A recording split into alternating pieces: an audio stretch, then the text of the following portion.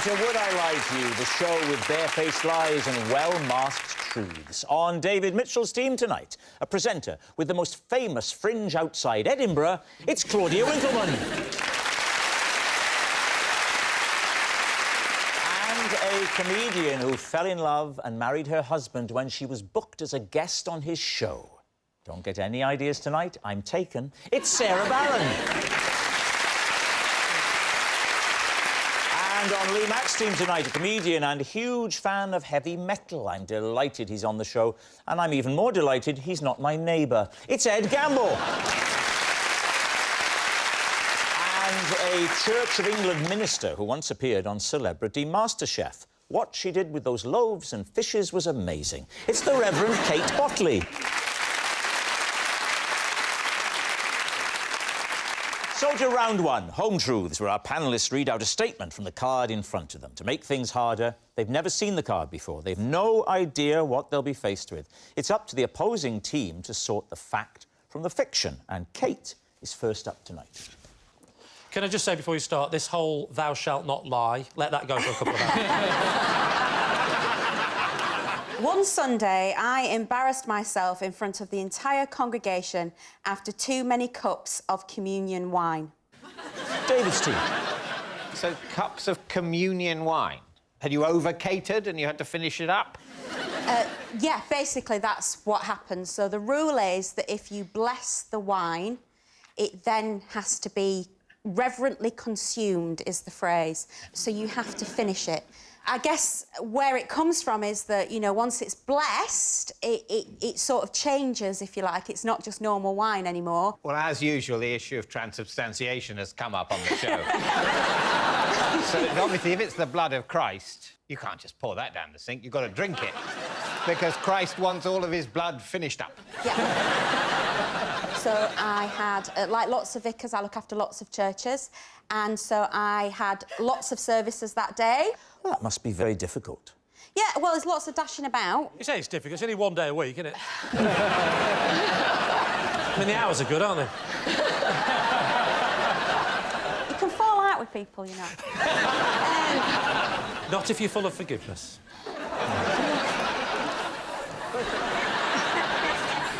So how many have you got under you? Well, at that point, I had 3 churches that I looked after, and so I had an 8 o'clock service, a 9:30 service and an 11 o'clock service. I finished the 8 o'clock wine, and then I finished the wine at the 9:30 service, and I'd not had any breakfast that morning. Oh. So at 11 o'clock, I'd given all the wine out, Yeah. like you do. Given some of the wine out, polished off the rest of I'd it. misjudged how many people might come up for the wine. Yeah. And Well, so they're probably scared of the drunken woman, aren't they?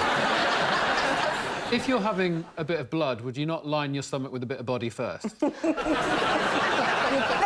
right? I finished the wine, and I looked down at the cup at the same time, and there's a little floater of bread that someone had spat back into. Oh, no.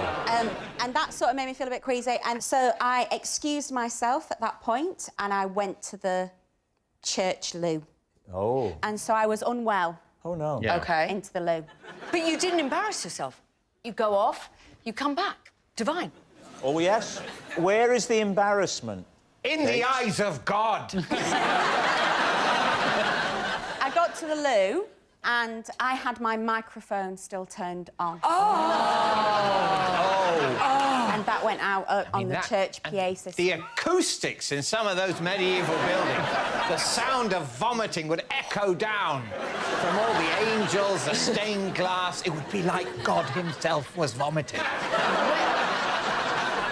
I'm wondering if, like, afterwards, did any of your congregation have a nickname for you or make fun of you, like, in subsequent weeks? They thought I was pregnant. And did you use that as an excuse to make you look better? Well, I wouldn't say I used it, but I didn't carry tables for a few days and move chairs. Sarah, what are you thinking? My instinct is telling me that it's a lie, because I think she's more in control than that. Obviously, I believe the thing that you've got to finish up the blessed wine. You can't just put the cork back in it. It's very difficult. I think it's a lie. You think it's a lie? I don't know. I don't know. It's impossible to know. All right. We're going to go lie. All right, you're saying lie. Might be true. We accept that it might be true. So we're going to go lie. So, Kate, was it true or was it a lie? It was true. Well done, Kate. Sorry. I'm sorry. Yes, it's true. Kate really did embarrass herself in front of the entire congregation. Claudia, you're next. Okie doke. For several months, I had to sleep on the floor because I'd given up my bed for a sunbed. Lee's team. When was this, Claudia? Yes. I think it was in the 90s. Why did you give it up as opposed to just getting a sunbed? Yeah. Oh, yes, because... Have a little read of it again if you need to. No, I'm absolutely fine. Who needs a bed? I'll sleep on the floor. More But what- important to be orange. Was it... Sounds like someone speed dating with an Oompa Loompa. There you go. Right, talk us through the process of how you got a sunbed. Yeah, I didn't purchase one. I borrowed one for You a bit for some money. For what? She's trying to say she rented one, I think. That's what happened. I rented So you rented a sunbed? I rented. Hello, you want a sunbed? I'll give you some money. Yeah? Yeah, and then for a couple of months, for several months. How much was a sunbed in the 1990s? Well, it was about £40 a month. 40 Around quid a that. month to rent a sunbed. And they were called sunbeds for rental. Wow, what a great name. Yeah, .com. .com. In the 1990s. No, it wasn't .com. Just hello, VHS, other things, toasties, and we put sunbeds. And Hello, hot biscuits. sunbeds, toasties and That's what it was. Pop-Tarts. Yeah. What do you want? Where are you living? Have you set out into the world as a young I've set Claudia? out. I'm at university. Oh. Where were you at university? Cambridge. No. No. It's a lie. It's a lie. What did you study? History of art. We could test her on that. Go on, Ed.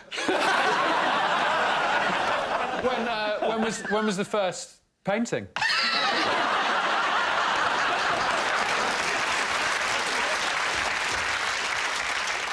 So where was this room? Was it in a campus block? No, it was in... I was in a road. Just a room in a road? Was it surrounded at all by a house? It was in a house. Did you sleep on the floor next to the sunbed? Curled up like a mushroom. That's how I sleep. Well, you're probably under the lamp too long. Did you ever bring anyone back after a night out?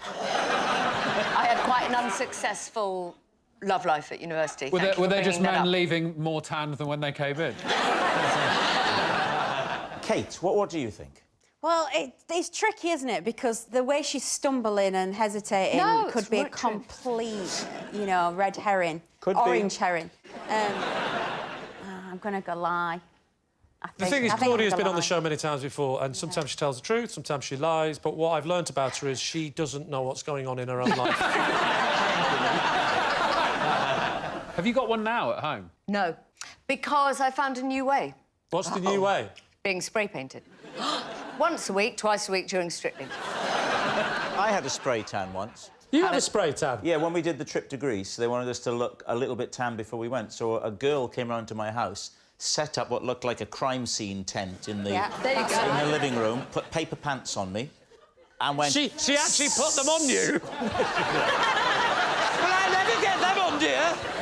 Come on, lift your leg up. Is she telling the truth or telling a lie? I think we go true. You think it's a lie, don't you? I think it's a lie. I think it is true. You're going to say true? OK. Claudia, was it the truth or was it a lie? It is true. Yes, it's true. Claudia really did sleep on the floor to make space for a sunbed. Sarah, you're next. Okay. I once watched a sad film immediately before breaking up with a boyfriend so I could generate enough tears to mask my indifference. Right. Wow. Lee's team. When was this?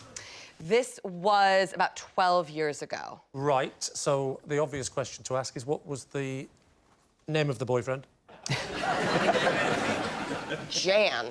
Jan? Jan. J-A-N? J-A-N. Do you mean Jan. Jan as in Jan because he was Scandinavian? No. Do you mean no as in N-O? It was a nickname Yeah? for January. Oh, his name was January. Now it makes sense. What was his surname? Warren. January Warren. How did you meet January Warren? At a calendar fair or something? Yes, How long have you been seeing each other? 4 months. And what was the film you chose to watch? Beaches. So sad at the end. I don't think I've seen Beaches. Bette Midler. Bette Midler. Yeah, yeah. Bette Midler. Say Bette Midler one more time. Bette Midler. I remember it now. The wind beneath my wings. That's where that song is from. Did you ever know that you're my hero? You're everything I would like to be. I feel like I should press a button to close the curtains at the creme at this moment.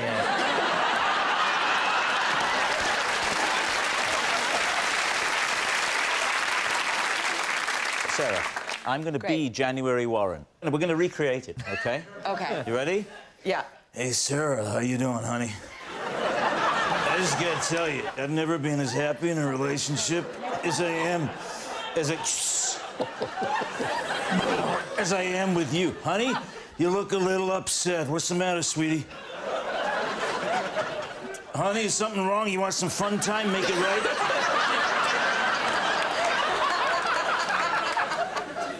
I'm not happy. You've been watching Beaches again, right? It sounds like I've been watching the Muppets. I don't know if I'm upset about the film or your American accent, but I can't spend any more time with you, Jan. You know what? I'm turning into Fozzie Bear as well.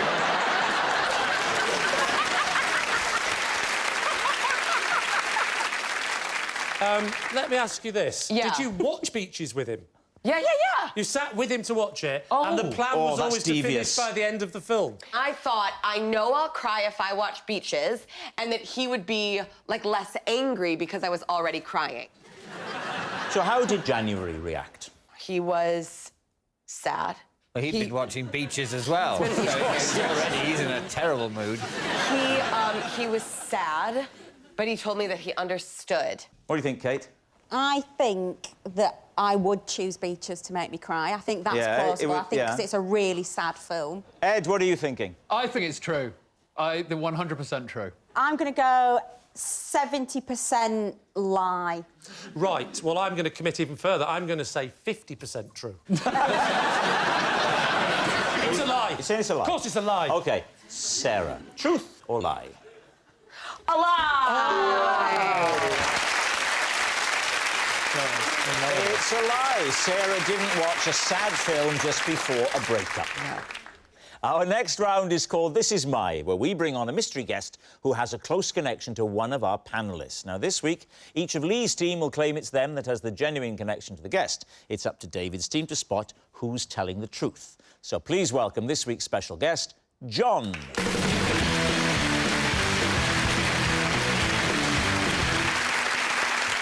So, Ed, what is John to you? This is John. I once hid behind my shower curtain after mistaking him for a burglar. Ed's mistaken miscreant. Kate, how do you know John? This is John. He gave me the best day of my life at the National Funeral Exhibition.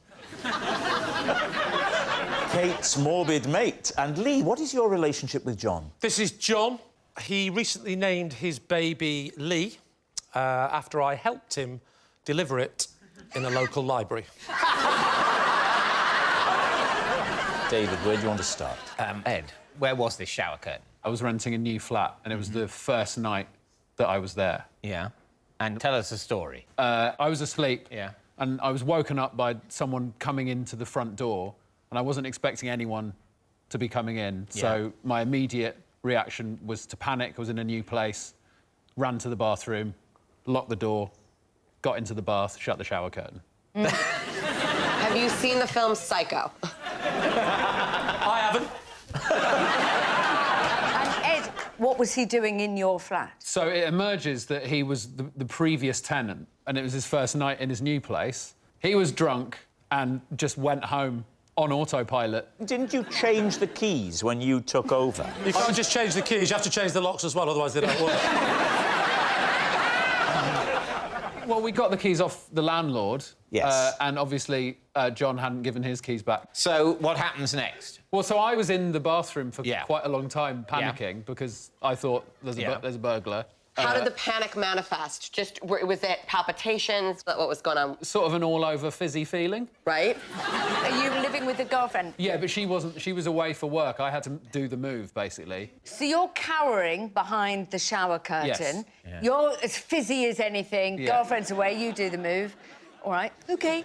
And he's in. That's exactly how the conversation went. Yeah. And he's pickled, coming in, fumbling around. Yes. Where's my bed? And you're behind the shower curtain. I was fizzing for about an hour, and I could hear them smashing an around, hour? like How just fumbling fizzing? around. Smashing around or fumbling around? They're Yes. different things. No, well, smashing and fumbling. Smash, smash, smash. He fumbled. Fumble. He fumbled. Smash, smash, smash. He fumbled. Your the- Tommy Cooper impression isn't getting any better, is it?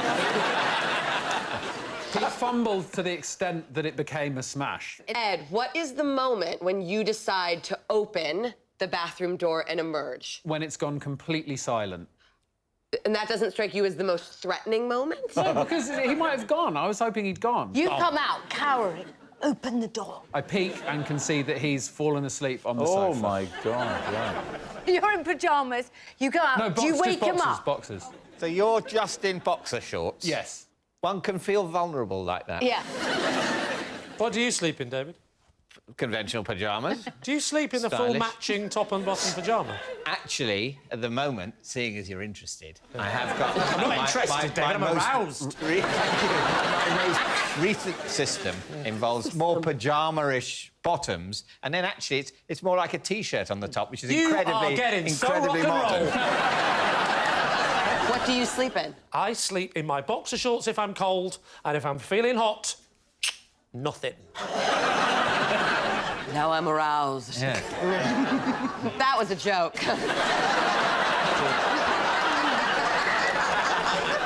So you're in a Lee Mack-style nocturnal outfit. Yeah, but the cold version. Yeah. And I gently approached. I did have a small vase in one hand just in case it turned rough. Had you taken that into the bathroom, or did you pick it up? On the way. Right, OK. Off the little table. Yeah. So you'd unpacked the flat in one day, girlfriend away, and No. thought the little vase would look lovely here. Well, I'd not fully unpacked, but I'd unpacked the knick-knack box and the little vase was at the top of it. Knick-knacks first, necessities later. Yeah. We're not animals. I don't need my clothes, but I tell you what we do need is a tiny little trinket area. All right, look, you're there in your boxers, you got your knickknacks out. What happens next? I gently shook him by the shoulder, gently woke him up, and he was a bit confused, to be honest, but once he realised what he'd done, he was very, very embarrassed. So what had he been doing for all that fumbling and smashing? Well, I think he was trying to make himself a snack. Did you see evidence of what sort of snack it was? Well, the cupboards were empty. He'd made himself a lovely knick-knack sandwich. So, David, who would you like to quiz next? Kate, so what is the National Funeral Exhibition? It's like the trade show. So it's not a permanent thing. It happens once a year, like a sort of conference, like the motor show, that kind of It's thing. like the ideal home exhibition, the ideal death exhibition. I like to call it the hearse of the year show. Anyway, a friend of mine who is also a vicar had been to it before and said, you should go to this. And so John took me along because John is my local funeral director. And why was it so fantastic? There was lots of things to try out. Could you get in a coffin? You could get in a coffin and you could have the lid put on. Did you give it a try, Kate? I did get What, in a you- coffin and had a little try in No. one. Yep. Well, I'm never going to know what it feels like, You will really, one day. am I? You So- will one day. I couldn't do that. No, Could you do won't that? one day, Rob. Well, I think when we die...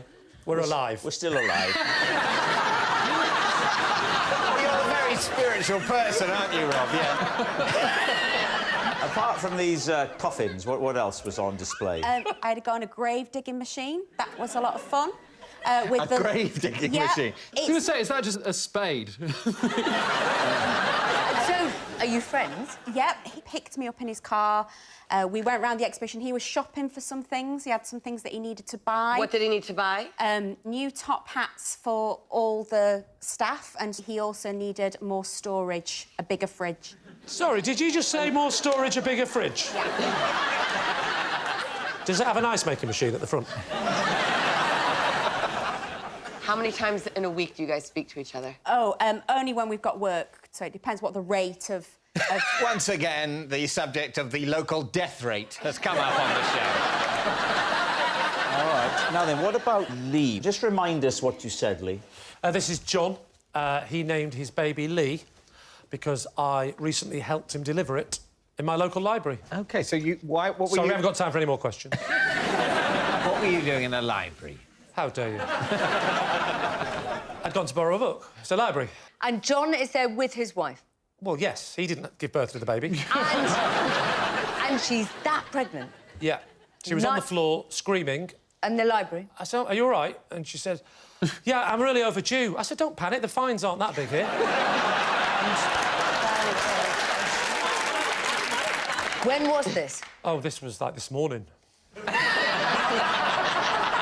No, it wasn't this morning. It was about 3 months ago.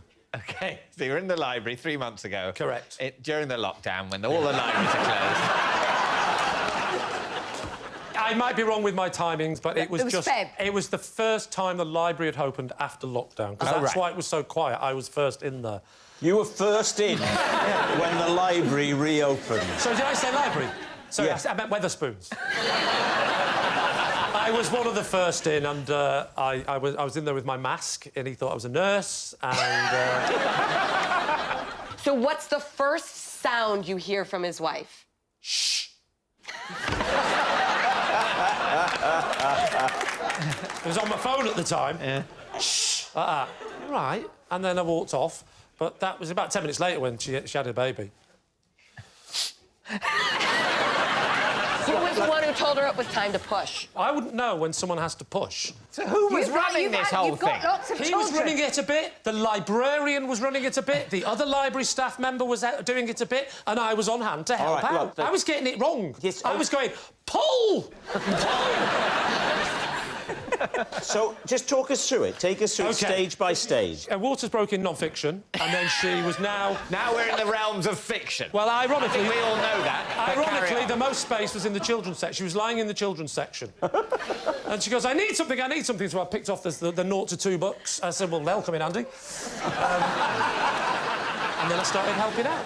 How did you help out? How? Well, first of all, I held her hand. Really? Yeah, but I used 2 hands because I felt it was more intimate. You'll appreciate this. I was giving a little prayer at the same time. Help me out here, please, God. I don't know what to do. Yes. No. And did a baby appear, or did she get into the ambulance? Not only a baby, 3 wise men. He's good, isn't he? So let's not jump ahead now, Lee. Go through it. I said jump ahead. It was 2,000 years ago. Let's go on. So, you've got 2 hands praying. Yeah. What happened then? Well, and then she starts having the baby. So Well, I mean, that doesn't happen What in do an you mean? instant. There's a little bit of an appearance. I didn't get involved in the business end, did I? Right. Yeah, Okay. Who did? The librarian? my manager, he deals with all the business stuff. All right. We need an answer. So, David's team. Is John Ed's mistaken miscreant, Kate's morbid mate, or Lee's proud parent? So at the beginning, when Ed first told his story, I didn't buy it. But now, looking at him, I'm getting more of the drunk guy and less of the funeral director. But that's because he's come and he's all in casual situation. Does John have a family, Kate? Yes. What do they comprise of? I'll tell you. A small baby called Lee and a wife. He's got a younger son who's going to follow in the family footsteps. Wow, he grew up quick. So, what's it going to be then? Time to decide. Well, John, would you just tell us? Process of elimination, I'm going Ed. You're going Saying Ed. Ed, Stories. OK. Claude?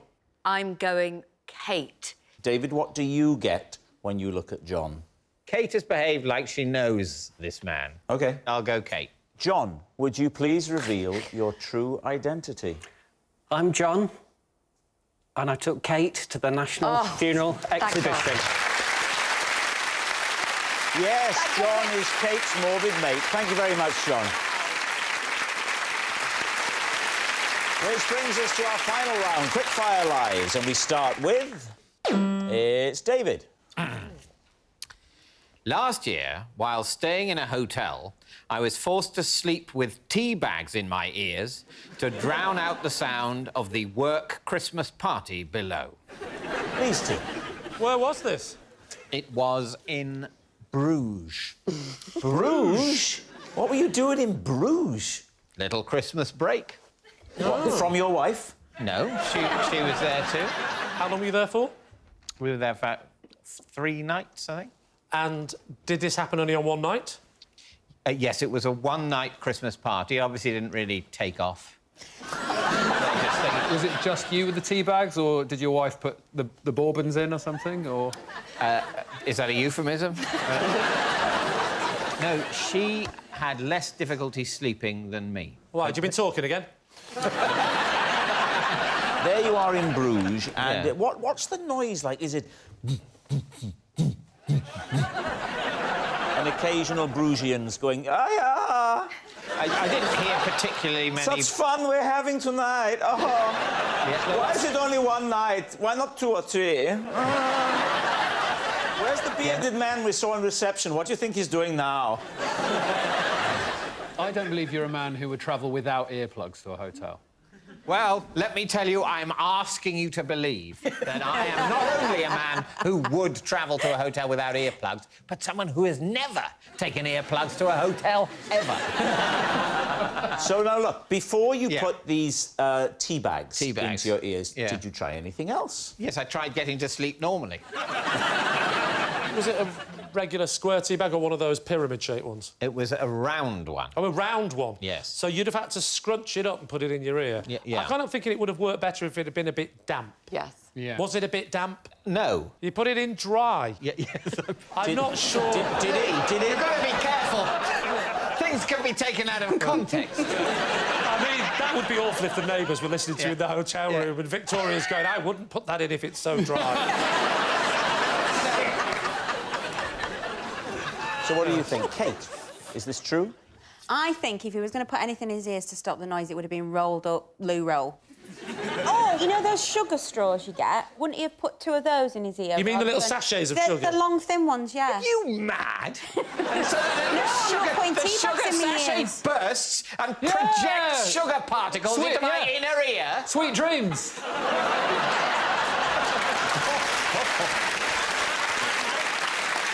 What are you going to say, Lee? Truth or lie? Lie. Lie. It's a lie, 100%. OK, Say so lie. it's a lie. David, is it a lie or was it the truth? It is a lie. Yes, it's a lie. David didn't sleep with tea bags in his ears. Well, that noise signal's time is up. It's the end of the show, and I can reveal that David's team have 1 point, Lee's team have 4 points. Yes. Well done. Thanks for watching. We'll see you next time. Good night.